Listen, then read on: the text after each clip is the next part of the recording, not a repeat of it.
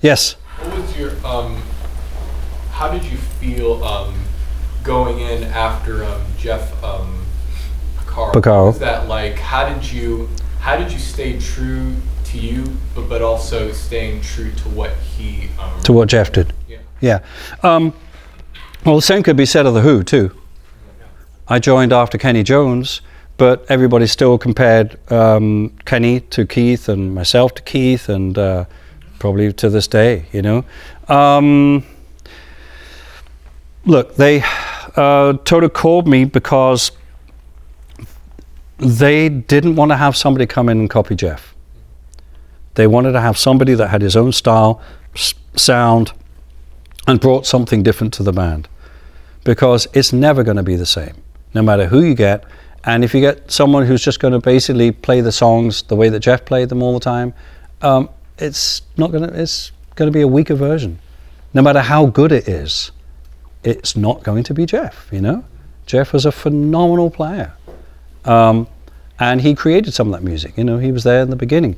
So I think at that point, Luke was really getting more into the heavy rock thing. He wanted to take Toto in that direction. They'd finally got rid of all their singers, and there was just a 4-piece, basically, and Luke was the lead singer. And then we had some backing vocalists. And they just said, well, look, let's just go totally different.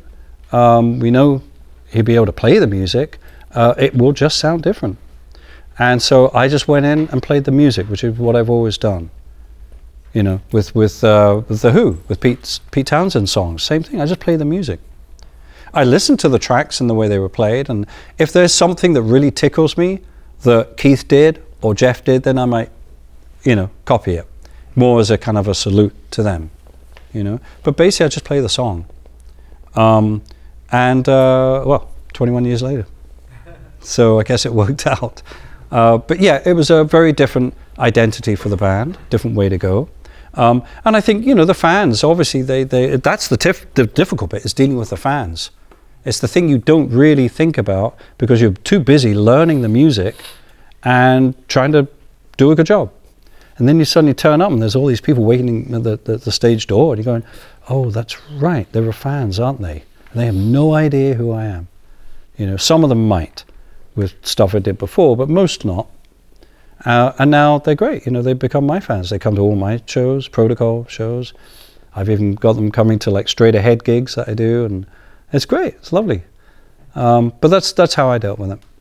Just play the music. That's all you gotta do.